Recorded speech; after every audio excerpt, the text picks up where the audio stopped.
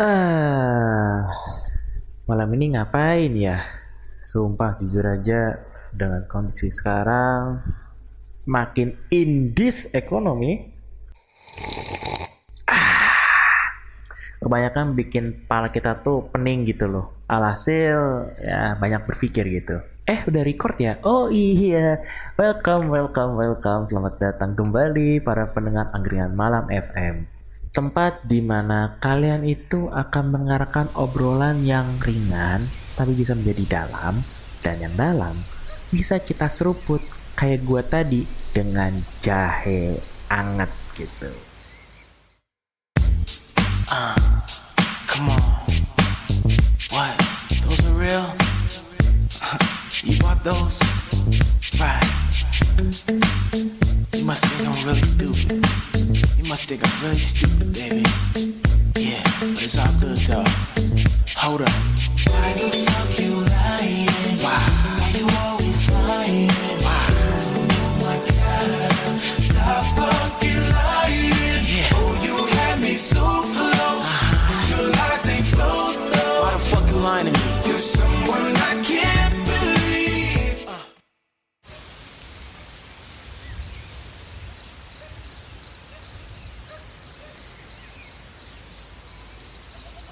Dulu waktu kita kecil pengen banget gitu ya, cepet gede, cepet dewasa, cepet bisa ini itu, supaya kita bisa beli barang sendiri, punya uang sendiri, dan bahkan kita mau menentukan goals kita untuk apa berikutnya.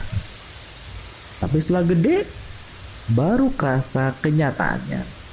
Ternyata bisa beli itu kalau dalam konteks sekarang adalah bisa nyicil. Ya, tapi ya itulah ironisnya kita gitu loh. Dan lebih parahnya lagi dari ironi ini adalah dianggapnya keren. Padahal lagi itu merupakan sebuah stres yang gak bisa dicicil sama sekali.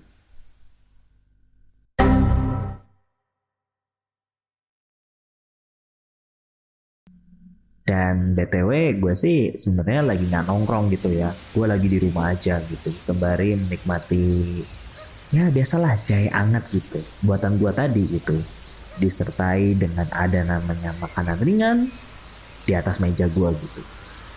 Dan ada satu pertanyaan yang selalu muter dalam pikiran gue di setiap malam dan akan gue sampaikan kepada kalian, yakni adalah kenapa ya makin kesini tuh gaya hidup udah makin kejar-kejaran gitu, makin di kayak gue harus nyampe sini, gue harus nyampe sono, gue harus ini, gue harus itu.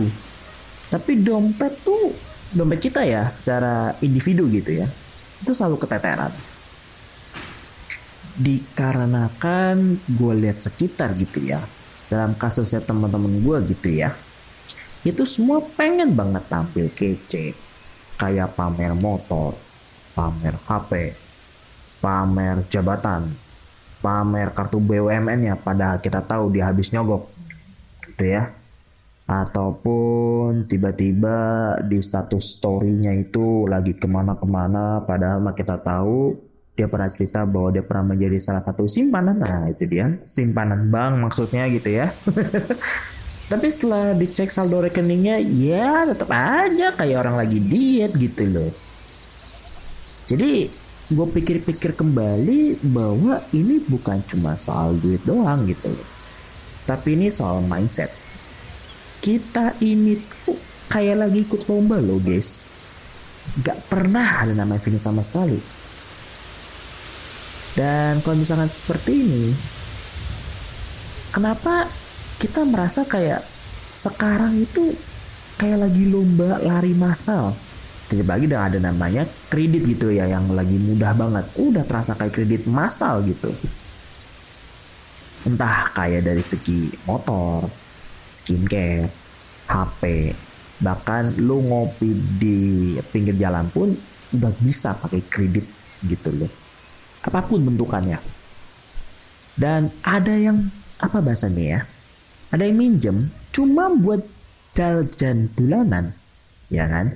jajan bulanan supaya bisa tampil di feed Instagram, supaya tetap on point, supaya bisa dikatakan vibes chill gitu, atau kayak culture abis nih, padahal mah ya tahu sendiri. Dan bahkan ingat nggak, dulu itu utang dianggapnya adalah tanda darurat, karena memang lagi udah kepentok banget lah kita berutang. Coba sekarang, oh my god gitu.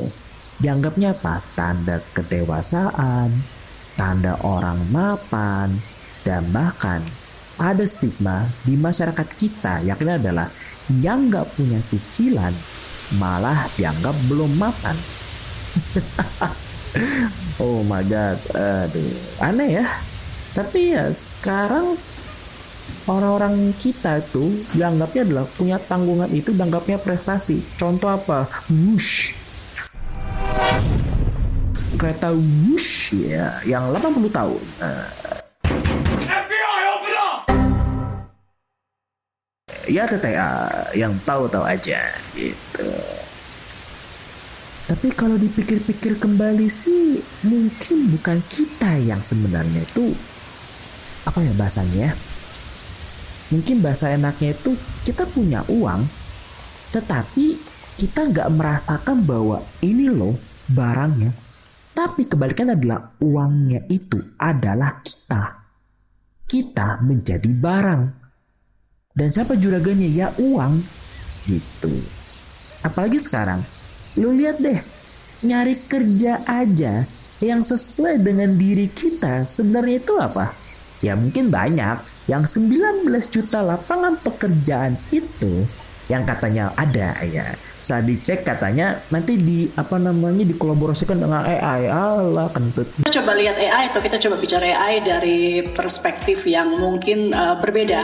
Saya akan mulai dengan kekhawatiran banyak orang ketika berbicara mengenai AI. Tapi Indonesia termasuk negara yang cukup optimistik. Ada banyak survei, berbeda-beda sumbernya, tapi rata-rata yang menyampaikan kepada saya bahwa Indonesia dinilai sebagai negara yang embracing AI with grace. Nggak takut. Mungkin nggak takutnya karena kurang juga membaca bagaimana potensi bahayanya. Tapi that's a good sign. Kita akan selalu melihat bahwa itu potensi yang baik. Dikabarkan kecerdasan artifisial akan menggantikan sekitar 85 juta pekerjaan pada tahun 2025. Ini angka yang menakutkan di dunia ya. Tapi di saat yang bersamaan kita juga membaca literatur yang mengatakan bahwa AI juga bisa atau berpotensi menciptakan 90 juta pekerjaan baru.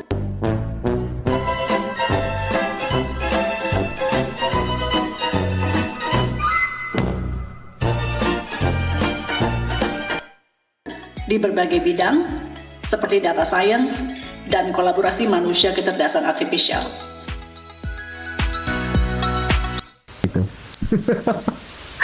Tapi lihat sekarang, lihat upahnya. Emang bisa buat hidupan lu yang pas-pasan?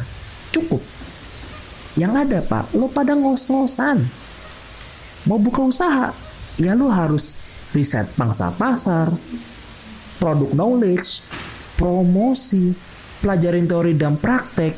Dan mungkin untuk warga mageran, effortnya ini akan berbanding kebalik dah, akan cepat mundur, cepat mau kayak ya udahlah gue mau instan gitu. Padahal nggak ada yang instan dalam sebuah usaha atau bisnis itu sendiri gitu.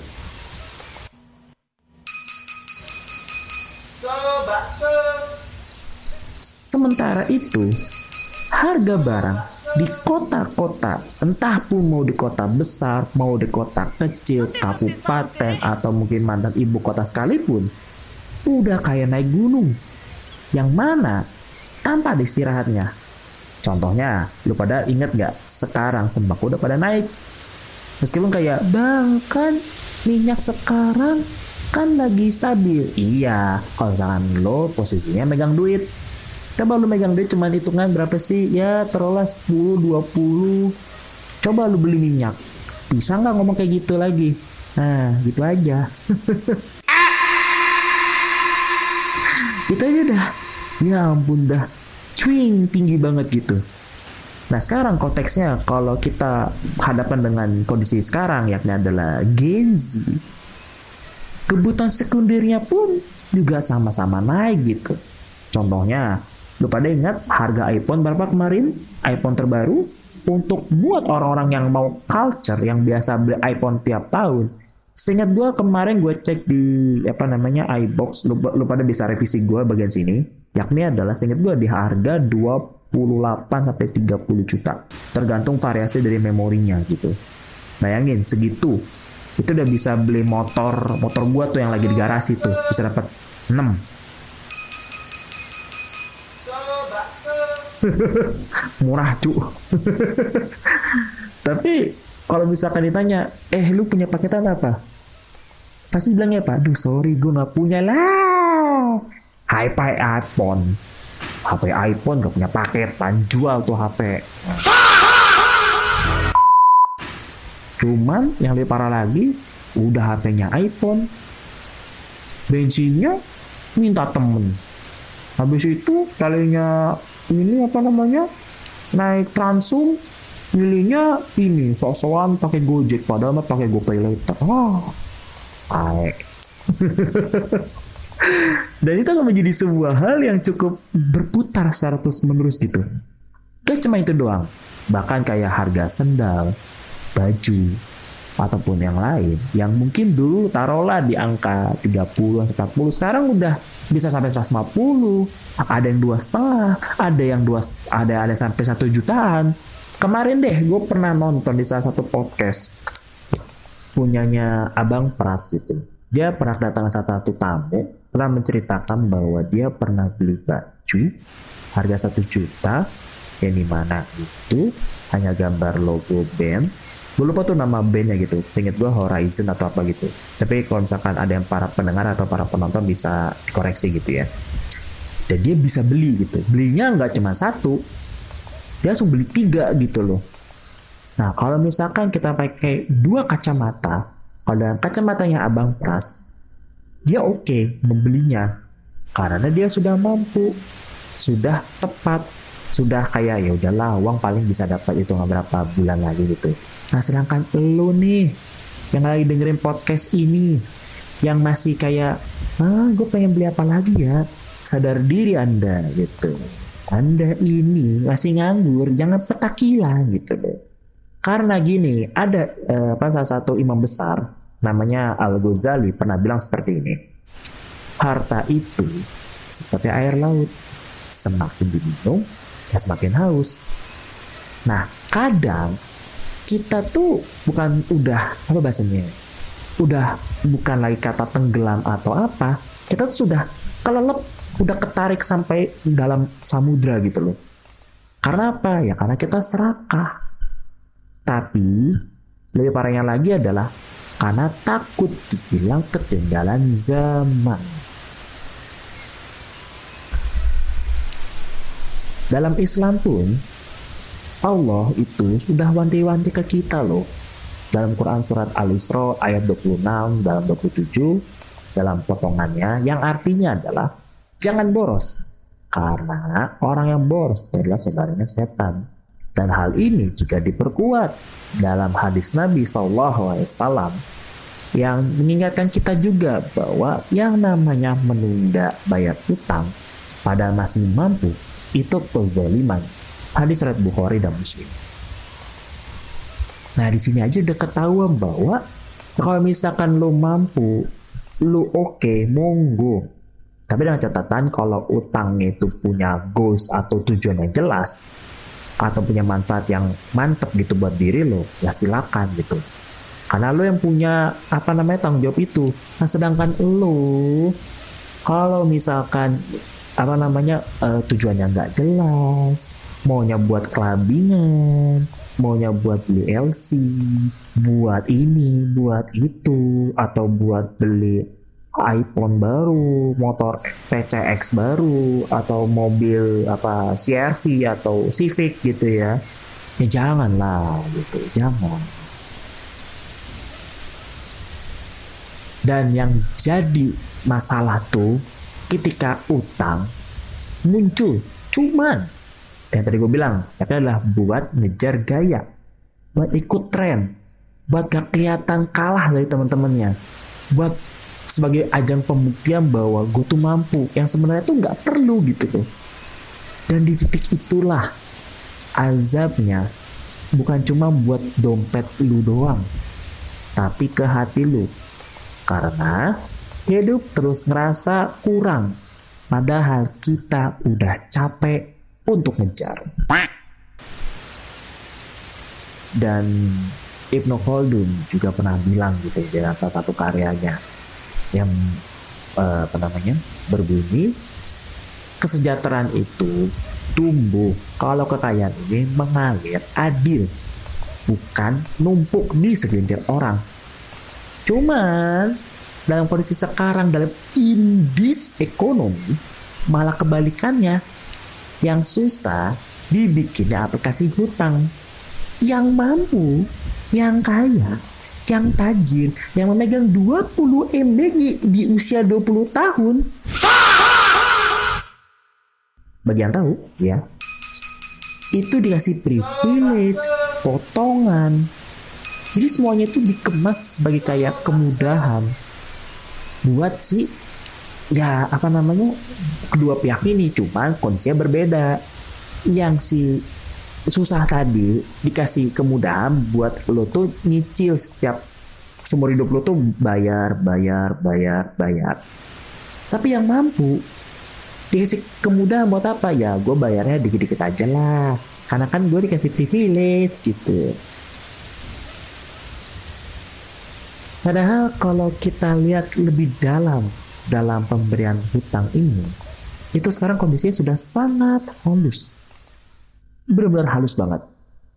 Biar kita apa? Supaya nggak sadar kapan untuk si rantai ini itu mengikat leher kita. Dan ironisnya, rantai ini paling halus kalau ngejerat anak-anak muda. Hal ini menurut data OJK di tahun 2024 sampai tahun 2025 saja, 58% Gen Z itu minjem bukan buat kebutuhan dasar, tapi buat gaya hidup. Ada di salah satu di wilayah Indonesia, sebut saja NTB, itu mahasiswanya itu pinjol untuk apa? Ganti HP doang. Mungkin kadang-kadang kayak paling buat pendidikan, paling buat ini gitu. Lu nyinyir mulu sih bang gitu. Padahal kalau dalam beritanya itu terdengar jelas bahwa dia membeli HP dalam mereknya adalah, gue sebut saja iPhone lagi, demi dihargain di circle-nya doang, demi dihargai di pertemanannya doang. Dan ada juga desa satu lagi di daerah Jogja gitu ya. Anak-anak muda di sana itu banyak sekali yang terjerat pinjol ilegal. Supaya apa? Ya buat liburan, buat beli gadget, beli tiket konser, opa-opa gitu ya. Dan bisa membeli yang lain-lain gitu. Bahkan ada salah satu di daerah Jabodetabek, gue lupa nama daerahnya gitu ya, cuma kayaknya di antara itulah, ada Gen Z yang kejerat sampai 10 aplikasi pay later sekaligus, sampai identitasnya disebar oleh debt collector. Dan semua itu lahir dari satu racun, yakni adalah takut terlihat kurang. Jadi malam ini gue bukan cuma soal bahas kayak tadi ya, gue akan bahas lebih dalam lagi. Dan gue cuma pengen bahas tentang kita Gen Z untuk mandang uang, gaya hidup, dan validasi. Karena kalau alam bernama uang ini kita pegang dengan cara yang salah, ya kita kena azab bro gitu loh. Kita azabnya bukan kondisi kayak kena batu, enggak. Kita kena meteor, enggak. Kita jadi patung, bukan juga gitu loh. Tapi lo menyiksa diri lo dengan apa ya? Lo nyicil aja tuh udah nyiksa bro.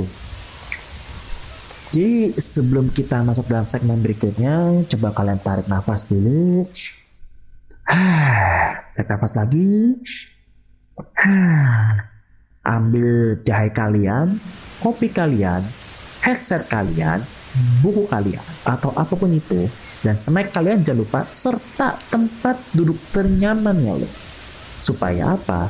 Pembahasan kali ini akan lebih dalam lagi tentang kenapa gaya hidup yang kelihatan simple cuma biar lihat keren, update, dan ketinggalan tren malah bikin orang anak muda itu kecantol namanya cicilan, kejerat pay letter, dan akhirnya dompetnya kena azab kedua.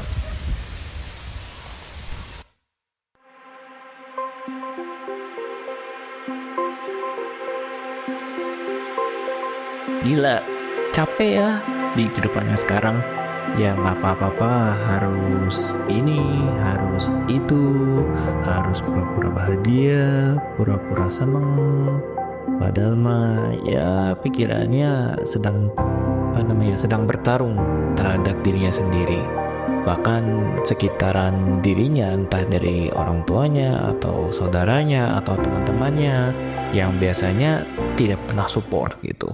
Ya gue sih bukan berarti mau ngejudge sebagian sini, bukan. Tapi gue hanya sedikit kasihan dengan kondisi sekarang yang udah tahu mentalitas anak-anak kayak seumuran gue yang udah hancur, ditambah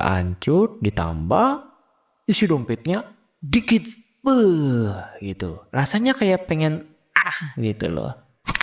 Karena apa? Karena kita tahu dari segi apa deh yang gampang. Harga kos-kosan naik. Kenapa? Ya gara-gara entah dari biaya listriknya naik, kebutuhan si pemilik kos juga naik. Alhasil apa? Ya si pemilik kos ini naikkan harga kos-kosannya. Tidak hanya itu, misalkan harga makanan yang dulu cuma per satu lauk itu harga 3,5 lah paling mahal. Sekarang kalau di ibu kota, lebih tepatnya mantan ibu kota itu 5.000 ya, itu udah nyelekit pak. Hilangin aja selauk 5.000 share. Kalau 20 misalkan 20 kali 30 hari, oke, 60 itu sekali makan. Kalau 2 berapa? 3 berapa? 4 berapa? Buset. Yang ada lu pulang-pulang ke kampung ditanya, kok lu makin kurus sih Cil gitu, kata orang tua lu gitu. Lalu respon, ya bu, makan cuma sekali karena uang gajiannya cuma segini. Nah, lu mau jawab apa? Hayo. Ya mungkin cara mengecitnya atau mungkin cara menipunya ya lu masak sendiri gitu. Tapi kalau sang kaza, pusing gitu. Tapi anehnya, gue lebih aneh kepada akhir-akhir ini terhadap dengan fenomena konser yang makin masif gitu loh. Gue di sini bukan berarti mau nyalain juga nih, bukan. Tapi gue hanya menyalahkan kepada anak-anak yang udah tahu duitnya dikit tapi maksain buat konser. Entah itu mau nonton Blackpink, mau nonton Juicy Lucy, mau nonton The Fish, mau nonton apapun itulah penyanyinya gitu. Karena ini menurut Statista dan Pop di tahun 2025 saja itu angka orang berjualan tiket ya, entah itu mau tiket apapun itu yang gue sebutkan tadi, itu naik sebesar 47%. Ditambah lagi menurut survei kampus dari UGM dan BINUS saja pernah bilang 6 dari 10 mahasiswa saja itu ngorbanin kebutuhan primer demi nonton konser.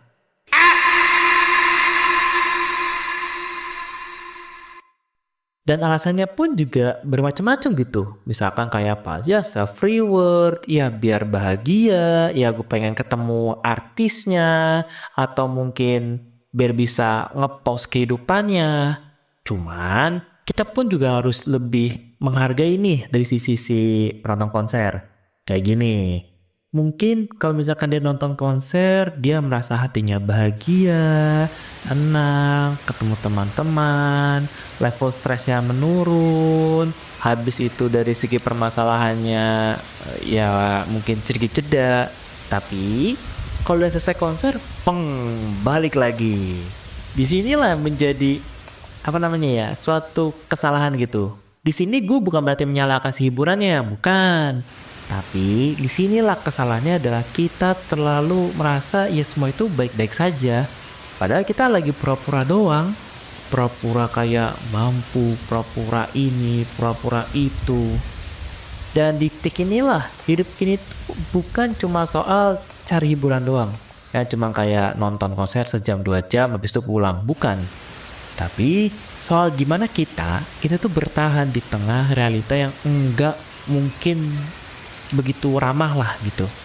Karena ya dengan makin ritme kehidupan makin cepat, harga-harga makin naik, dan otomatis semuanya itu nyekek leher lu sendiri, entah itu secara cepat ataupun perlahan. Karena kalau menurut OJK nih ya teman-teman, lu pada bisa catat ataupun itu silakan lah.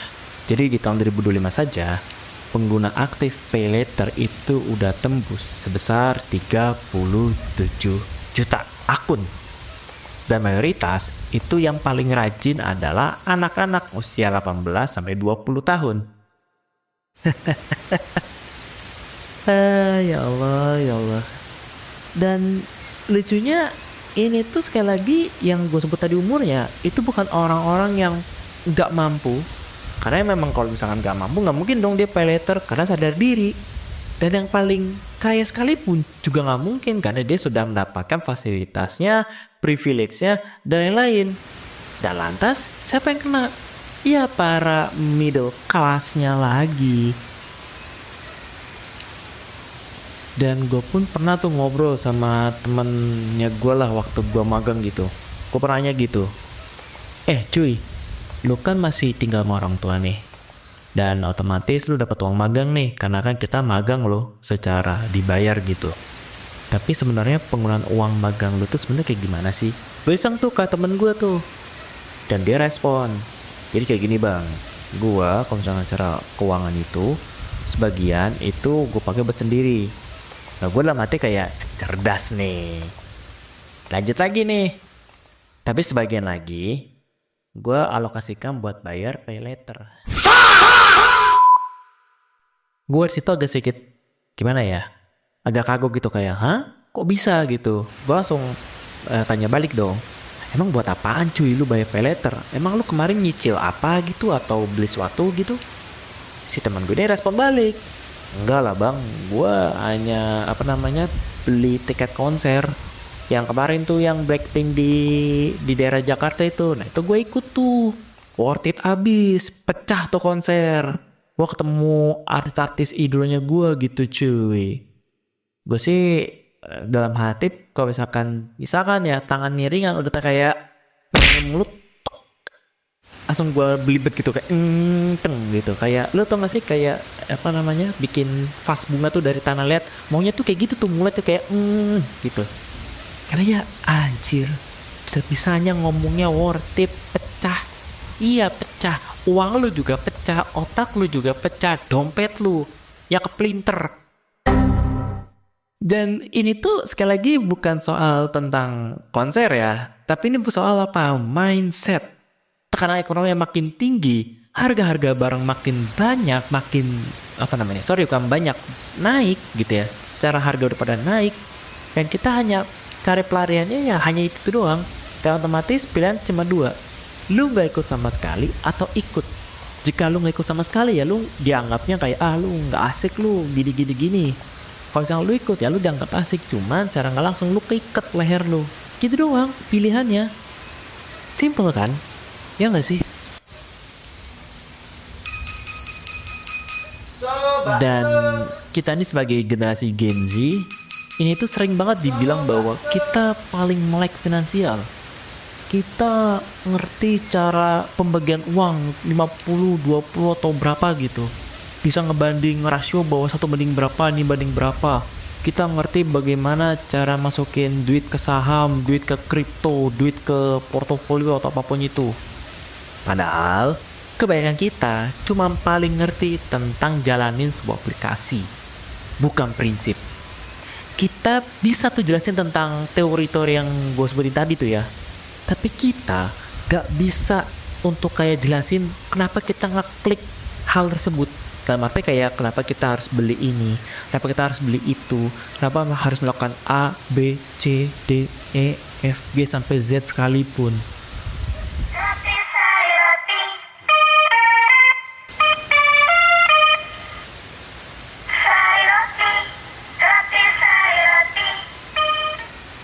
Bahkan ini menurut Bank Indonesia yang rilis pada 2025 saja di Q3, yakni adalah tentang gagal bayar pay later, ternyata itu naik hampir sebesar 8%.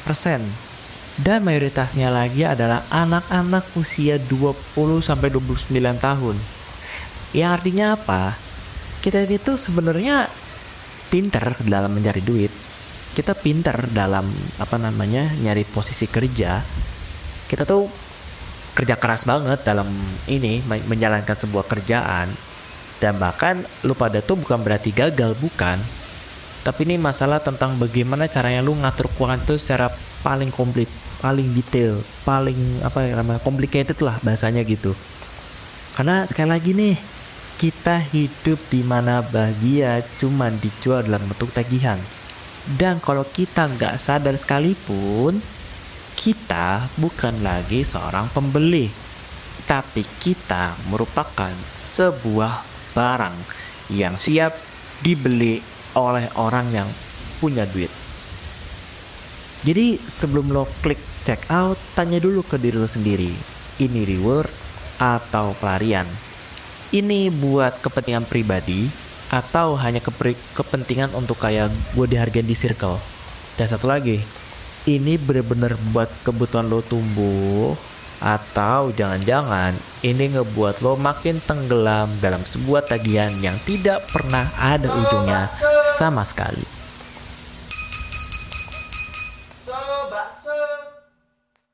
Yep. Sebentar. Nah, itu dia.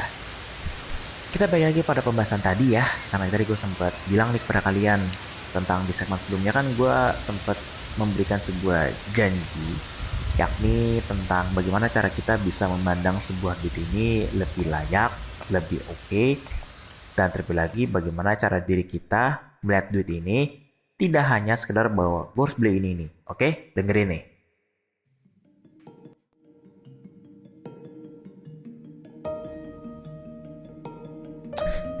Kalau misalnya kita pikirkan baik-baik ya teman-teman, sepanjang hidup kita yang makin entah ya lu pada mikirnya seperti apa gitu.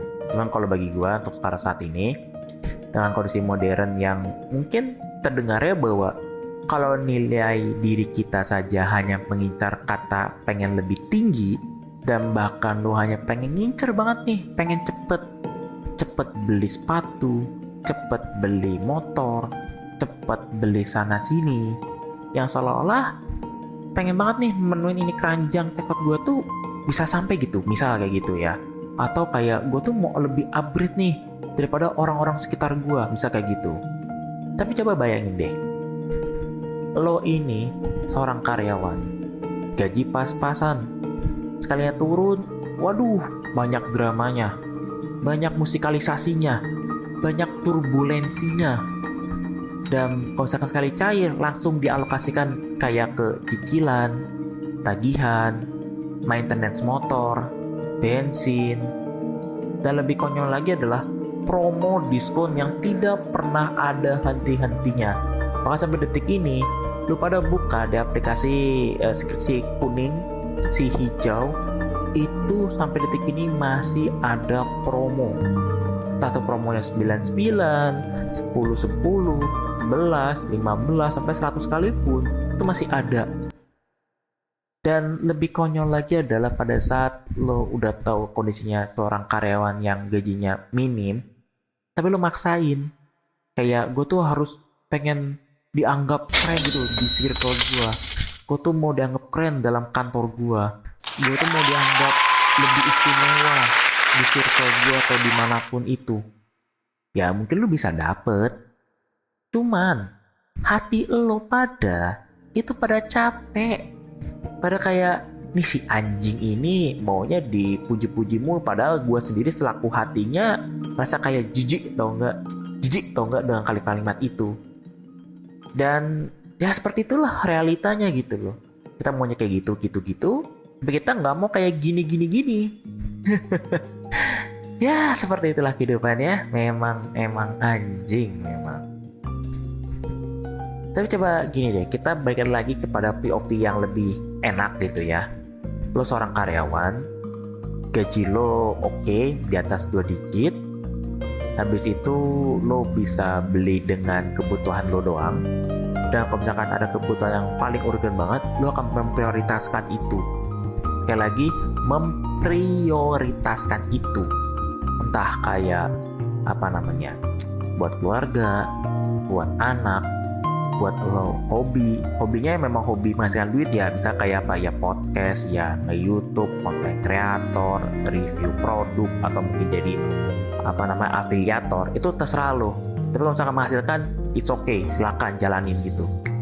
Dan bahkan lo punya aset di mana-mana.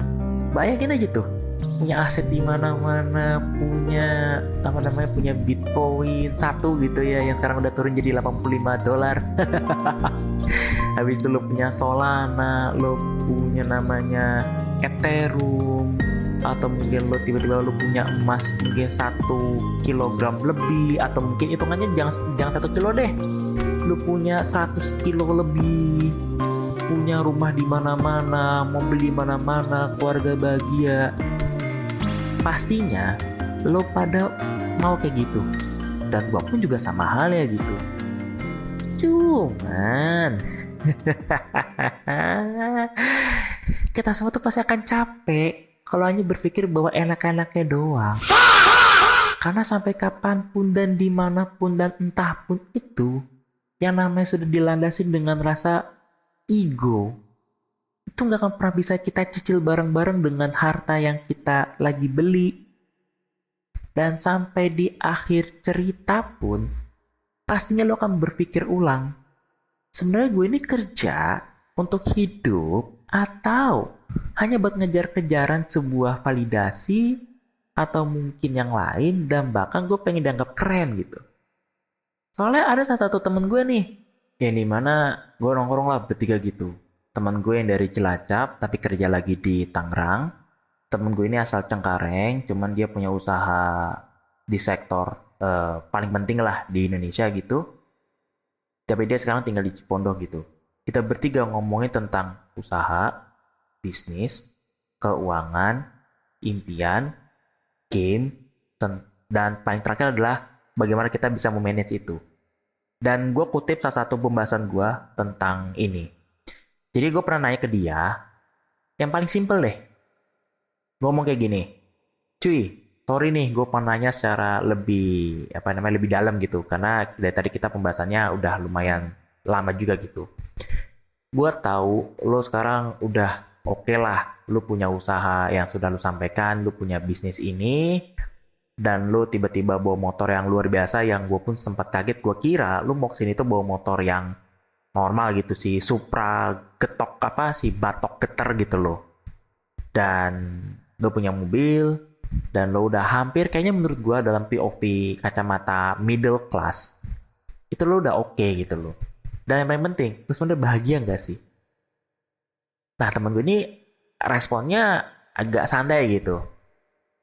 Dia kayak gini jawabnya, Tik, jujur aja ya, dengan kondisi sekarang yang gue pernah di kondisi, lu inget gak sih waktu di bulan September atau Oktober gitu, ini mana kan semua aktivitas ekonomi di Indonesia kan sudah pada lumpuh tuh, padahal lagi nggak kena COVID.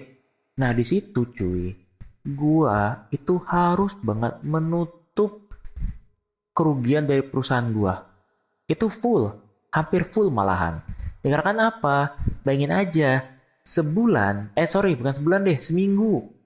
Orang pada biasa beli tuh 2-3 kali repeat order, tapi waktu kejadian itu cuma sekali. Alhasil apa?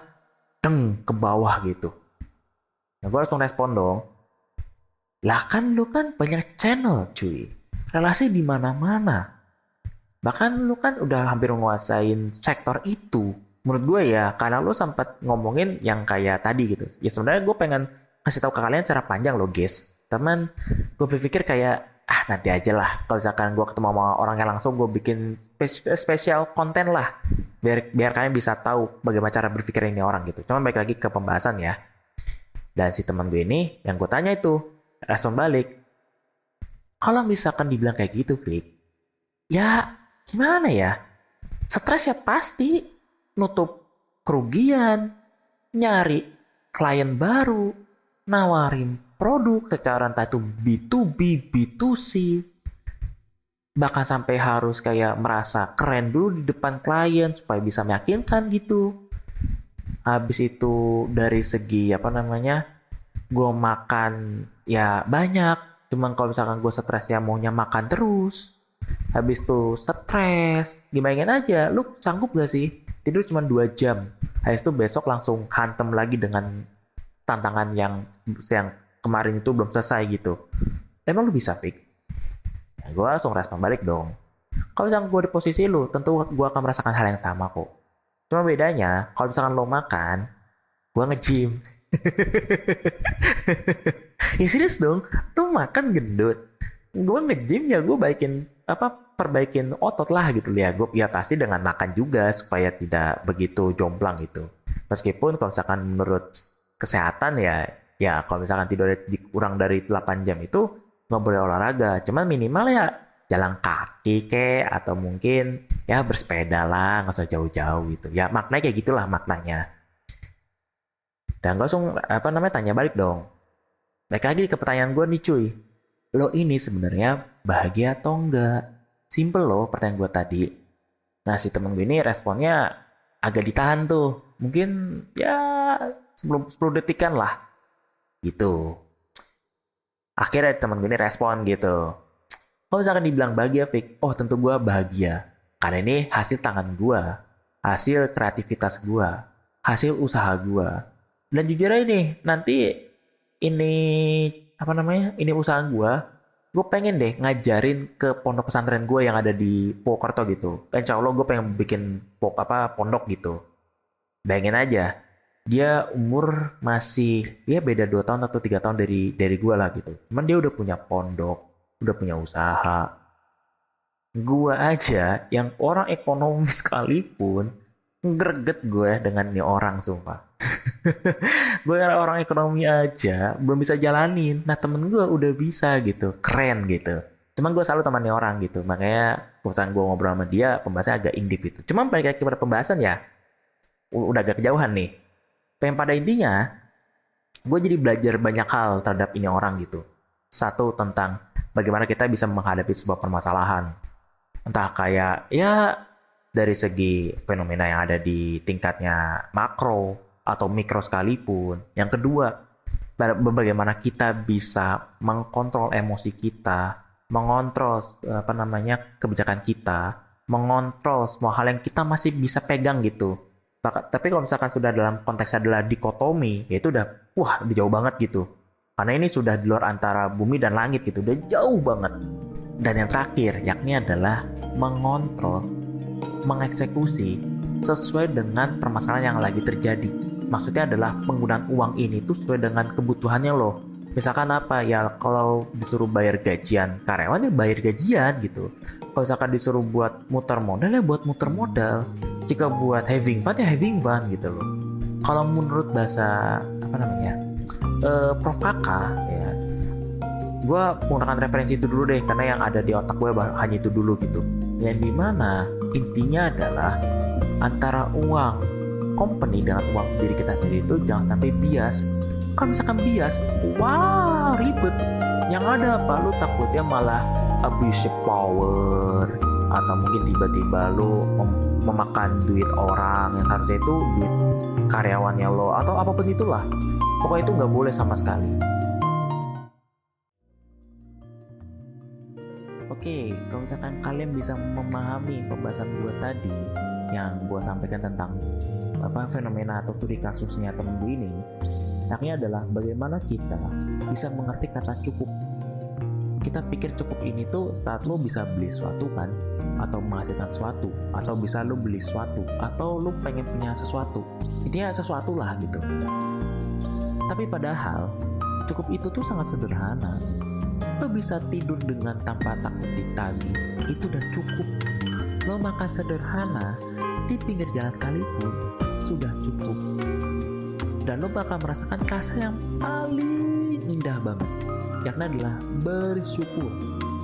Dan yang paling penting adalah lo berhenti tuh bandingin hidup lo sendiri terhadap orang lain. Ya karena kita tumbuh nih ya guys, di dunia yang kita tuh selalu diajarin bahwa kita harus lari, kita harus upgrade sana sini, kita harus kejar promo, kita harus kejar tren. Meskipun gak diajarin secara langsung ya, cuman kalau kita lihat dari kondisi indis ekonomi sekalipun kayak gitu.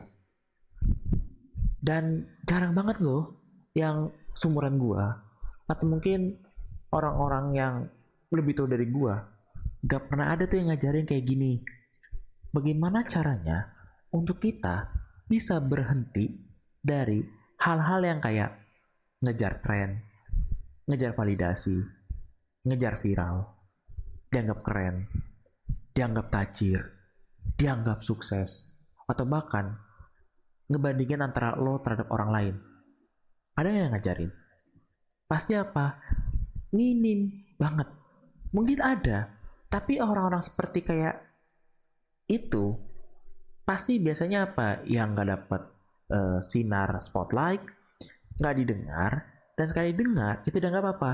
Lu sok bijak lu, sok iye lu, padahal lu tuh munafik lah, gini. Hey, kalau orang lain memberikan kalimat bagus, maksud bagus ini adalah masukan yang memang tepat buat diri lu sendiri, ya terima aja boy. Ya karena setiap orang itu adalah seorang guru, dan kita bisa jadi seorang murid. Jadi gak usah takut, gak usah sok iye, dengerin aja boy, masukin, pahamin, implementasi. Jika kurang, tanya orang lain aja. Simple kan? Simple sebenarnya kalau kita benar-benar mau jalanin, benar-benar secara slow and mature ataupun yang lain. Ditambah juga di titik ini, gue jadi ingat bagaimana Islam ini memandang rezeki dan hidup supaya lebih teratur. Tapi disclaimer, di sini gue bukan lagi ceramah, di sini gue lagi bukan menyalahkan siapa-siapa, tapi gue pengen ngajarin kalian atau mungkin memberikan sebuah pandangan baru bagaimana kita, seorang anak yang dikatakan bermasalah menurut generasi sebelumnya, ya kan, itu menjadi hal-hal yang menjadi kayak, oh generasi ini oke nih, generasi ini tuh pinter bagaimana ngeliat dunia, atau mungkin yang lain. Jadi ada salah satu ulama besar yang adalah Imam Al-Ghazali pernah bilang, keserakahan bukan karena kita kurang harta, tapi karena kita hatinya itu gak pernah tenang. Nah ada juga nih menurut Ibnu Khaldun dalam karyanya, gue lupa karyanya ini diantara Muqaddimah atau yang mana gitu, cuma yang gue tuh cuma Muqaddimah doang sih, yakni tentang manusia gitu. Dia pernah nulis kayak gini, kalau manusia saja sudah tenggelam dalam kemewahan, maka hanya menunggu kehancuranlah secara moral yang tinggal nunggu secara waktu.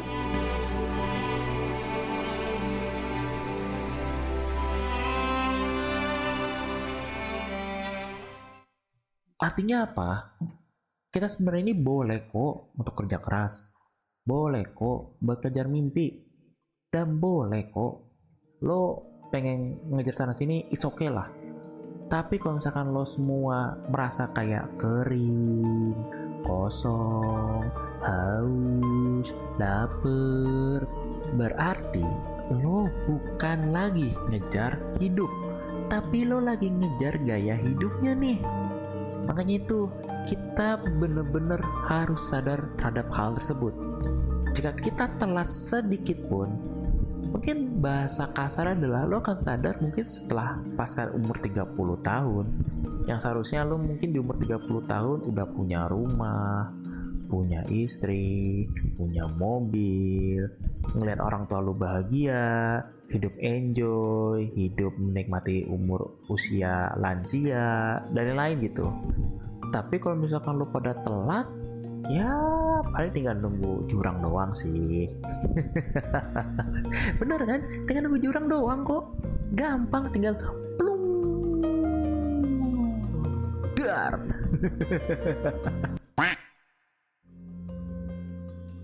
Jadi teman-teman para pendengar angkringan malam, kalau misalkan lo pada lagi dengerin ini sembari tiduran, di jalan, makan, di teras, sambil berpikir bahwa gue kapan ya,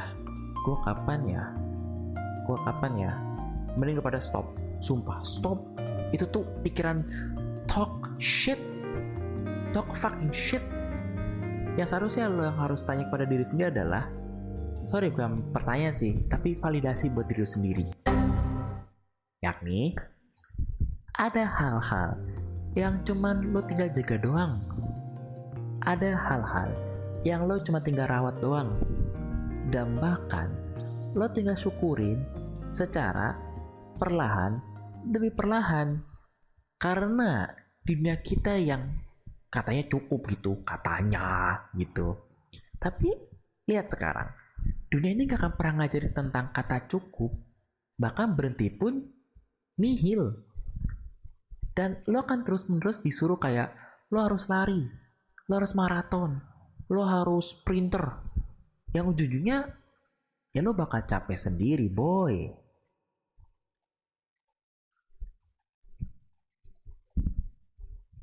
Dan kalau misalkan lo dapet nih sebuah pembelajaran dari diri gua, yang biasanya kan teman-teman gua nih yang ngisi konten gua nih sekarang kan, tapi karena gua lagi ada kesempatan, gua ngobrol secara heart to heart lah. Lo pahamin ini tentang hidup ya pastinya. Hidup itu bukan tentang siapa yang paling cepat sukses, tapi siapa yang paling ngerti kapan kita cukup, kapan kita ngerti tentang melambat, dan kapan tuh kita bisa mendengarkan hati kita sendiri. Ditambah lagi, coba deh lo berhenti sejenak untuk membandingkan diri lo sendiri. Karena sampai kapanpun itu, setiap orang, setiap cerita itu sudah punya plotnya masing-masing. Mungkin ada kalanya kita ketemu bareng, ada kalanya makanya itu jadi teman. Mungkin kalau saya lagi beruntung, jadi pasangan, jadi istri, jadi teman hidup untuk selamanya. Kalau beruntung, kalau enggak, ya lo akan berjuang buat diri lo sendiri, berjuang buat atas nama keluarga lo, berjuang buat atas nama agama lo, dan paling penting adalah lo berjuang untuk lo bisa survive dulu. Itu aja sih.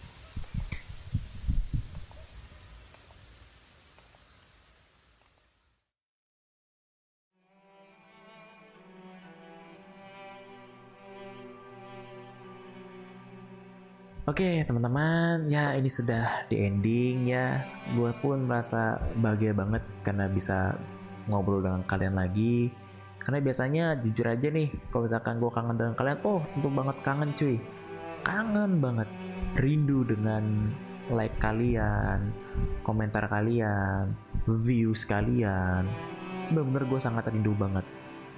Karena ya tanpa kalian mungkin podcastnya gue hanya sebuah wadah orang yang gabut di tengah malam, dan pembahasan itu kayak orang habis minum teh sisri gitu loh di jam 1 pagi. Ya kayak itu, gue benar-benar berterima kasih kepada kalian yang masih support gue, masih like gue, masih mau share tentang ya episode ini.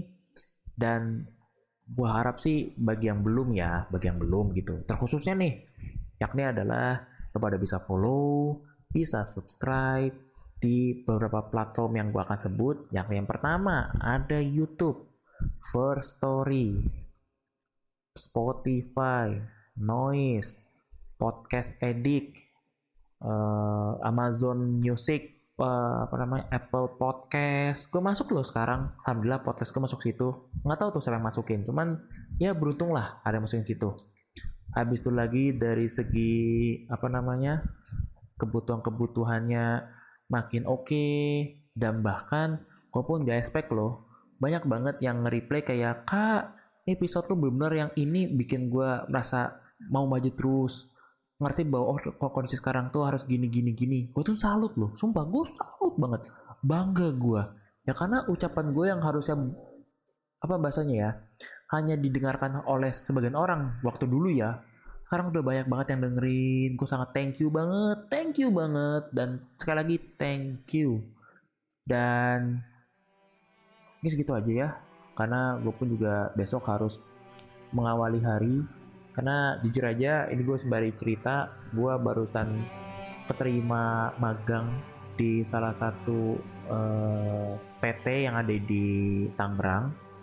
Mungkin sorry to say kalau misalkan gue harus update podcast ini secara bertahap ya, gue sekali mohon maaf banget, tapi gue usahakan supaya bisa selesai dan bisa mengusahakan beberapa episode yang lain bisa tayang, karena jujur aja petayangan untuk episode di podcast ini tuh masih ada 3-5 lagi lah untuk menutup tahun di 2026 nanti.